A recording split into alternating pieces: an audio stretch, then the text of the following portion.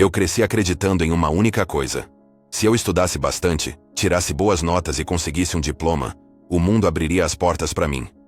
Me diziam que esse era o caminho seguro, o certo, o único. Eu obedeci. Fiz tudo o que mandaram. Passei anos dentro de uma sala de aula decorando fórmulas, regras gramaticais e datas históricas que eu nunca mais usei. Eu acreditava que aquilo me prepararia para a vida, mas a vida real chegou. E chegou como um soco no estômago. A primeira pancada veio quando percebi que, apesar de todo o esforço, eu não sabia como fazer dinheiro. Sabia como ganhar dinheiro. Mas isso é completamente diferente. Ninguém me ensinou o que fazer com ele depois. Ninguém me explicou sobre juros compostos, fluxo de caixa, ativos, passivos. Eu fui treinado para ser um bom funcionário. Alguém obediente, pontual, seguro. Mas seguro para quem? E então caiu a ficha. A escola não foi feita para formar pessoas livres. Ela foi feita para formar pessoas úteis. Para o sistema. Me ensinaram a buscar segurança, quando o que eu mais precisava era aprender a lidar com o risco. Me treinaram para evitar o fracasso, quando o fracasso é justamente o que mais ensina. Me ensinaram a não errar, quando na vida real quem mais erra é quem mais aprende. Foi aí que eu entendi. O conhecimento que eu recebi estava vencido. Igual a um leite que passou da validade. O mundo mudou. A tecnologia avança em meses, mas as escolas ensinam como se ainda estivéssemos em 1950. É como tentar usar um mapa antigo para se guiar por uma cidade que já foi completamente redesenhada. Eu precisei me reeducar do zero. Precisei desaprender tudo que me ensinaram sobre dinheiro, trabalho e sucesso. E isso doeu. Doeu porque mexe com tudo que eu acreditava ser verdade. Mas foi nessa dor que nasceu minha liberdade. Quando entendi que a educação tradicional me ensinou a obedecer, não a pensar, eu comecei a questionar tudo. E foi aí que a minha vida começou a mudar.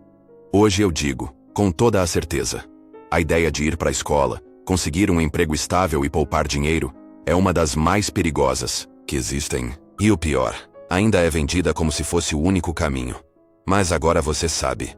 E uma vez que você enxerga a Matrix, não dá mais para fingir que não viu. Eu nunca vou esquecer o dia em que recebi meu último salário. Foi um dos momentos mais contraditórios da minha vida.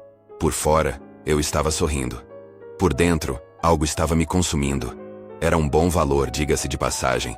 Um bônus gordo, que qualquer pessoa da minha idade naquela época consideraria um prêmio.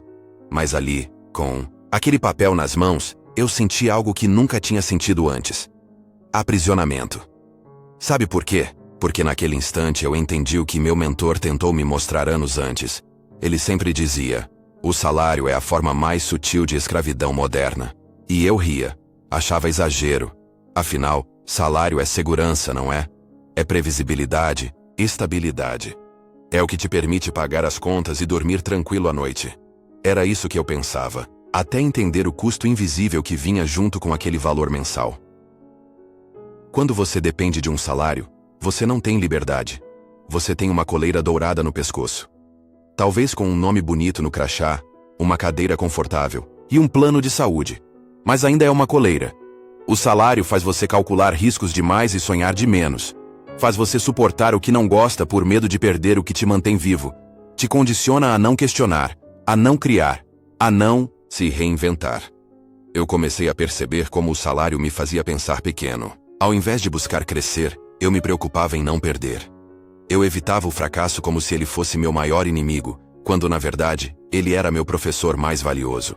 Toda vez que eu pensava em largar tudo e tentar algo novo, a primeira coisa que surgia na minha mente era: e o salário, como vai ser? E foi aí que eu percebi que a verdadeira liberdade começa no exato momento em que você abre mão do salário como muleta emocional. Quando você entende que não precisa de um pagamento fixo para sobreviver, precisa de visão, coragem e inteligência financeira. E quando você desenvolve isso, o mundo para de ser um lugar de escassez e passa a ser um campo aberto de oportunidades. Hoje, eu não trabalho por salário. Eu trabalho por propósito, por impacto, por construção de patrimônio. E isso me dá algo que salário nenhum pode comprar: paz de espírito. Porque quando você entende que o seu valor não está num contra-cheque, você para de pedir permissão para viver a vida que quer. Durante muito tempo, eu vivi uma guerra silenciosa dentro de mim. 3 vozes falavam comigo o tempo todo. Uma dizia: seja prudente, tenha um bom emprego, não corra riscos. Essa era a minha versão de classe média. A outra gritava insegura: a gente nunca vai sair do lugar, isso aqui é o que tem pra hoje. Essa era a parte pobre que ainda morava em mim, assustada, programada para sobreviver, não para vencer. Mas havia uma terceira voz. Uma que era mais baixa, mais calma, mais poderosa. Ela sussurrava: existe mais. Muito mais. Você nasceu para construir, não para obedecer. Essas três versões de mim viviam em conflito.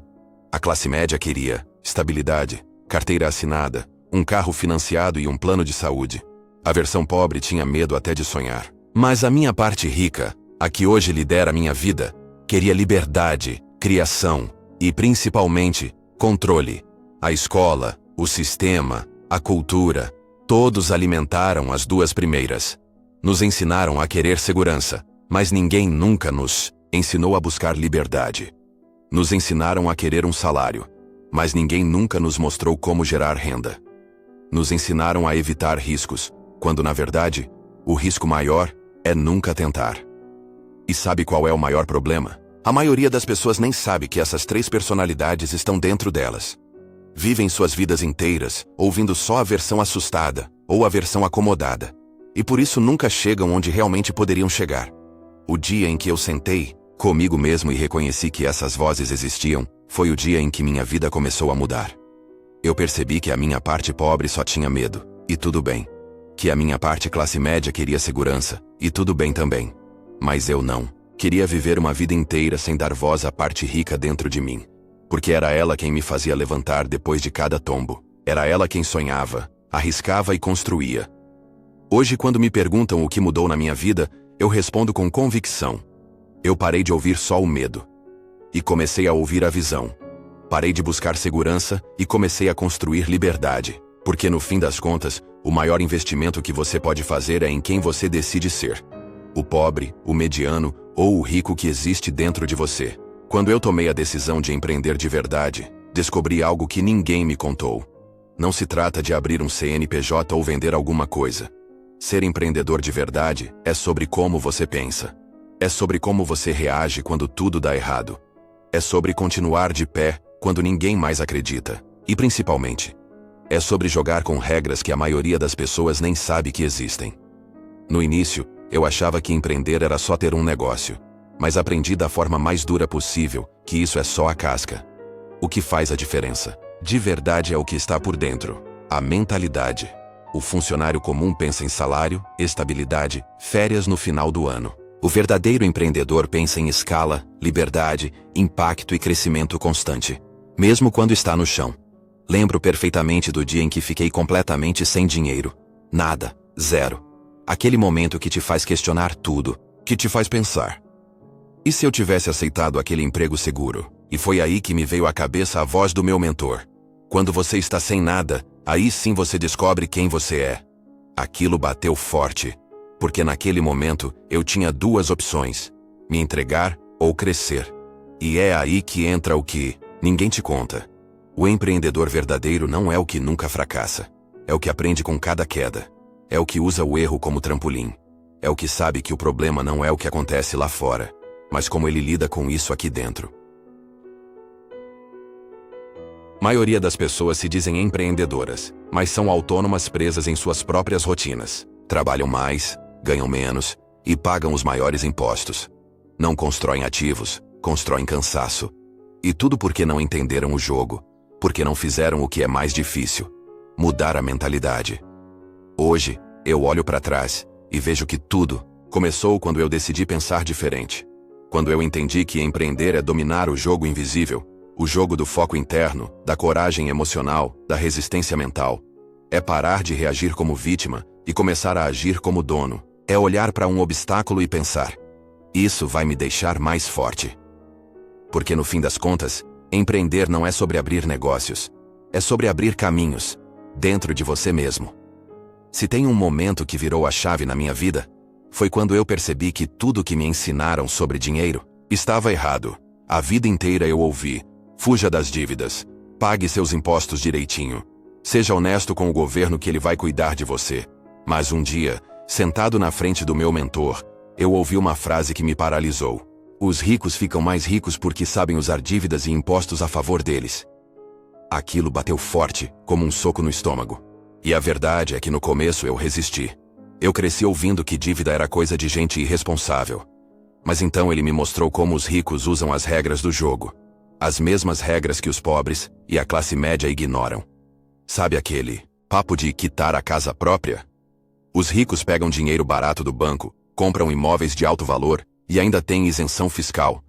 Enquanto a maioria está lutando para pagar um financiamento com juros altos, eles estão gerando renda com dinheiro dos outros. Enquanto você está tentando sair das dívidas, eles estão ficando ricos com elas.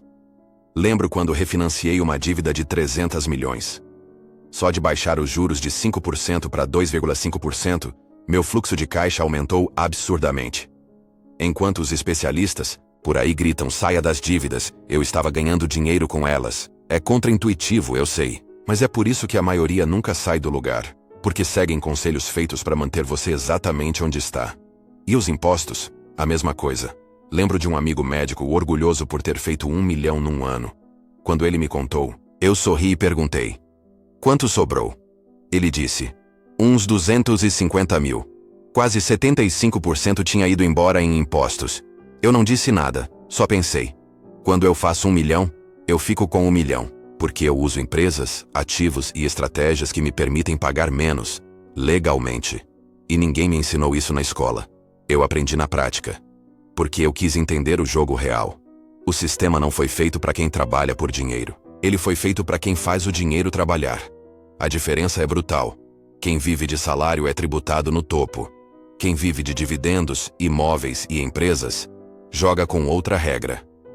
A partir do momento em que entendi isso, eu parei de lutar contra o sistema e comecei a jogar com ele. E se tem algo que eu posso te garantir, é o seguinte: enquanto você seguir conselhos feitos para manter você obediente, vai continuar pagando mais e recebendo menos. A liberdade começa quando você entende o jogo que está sendo jogado só contra você. Eu lembro exatamente do dia em que tudo desabou lá fora. Os mercados caindo, notícias falando de crise, empresas demitindo em massa. A economia externa parecia um campo de batalha. Mas sabe o que me manteve firme? Não foi uma reserva de emergência nem um contato poderoso. Foi algo muito mais invisível e muito mais forte. Minha economia interna. Pouca gente fala disso, mas essa é a base de tudo. A maioria vive presa no que não pode controlar: inflação, governo, juros, dólar. Mas os que vencem de verdade focam no que está aqui dentro: mentalidade, foco, coragem, aprendizado. É aqui que começa a liberdade. Porque se sua economia interna estiver forte, o que acontece lá fora não te derruba, te impulsiona. Sabe? Qual é a diferença entre quem cai e quebra e quem cai e volta mais forte? Não é o dinheiro, é a mentalidade. Quando você fortalece sua economia interna, você entende que cada queda é uma lição. Cada erro é um professor.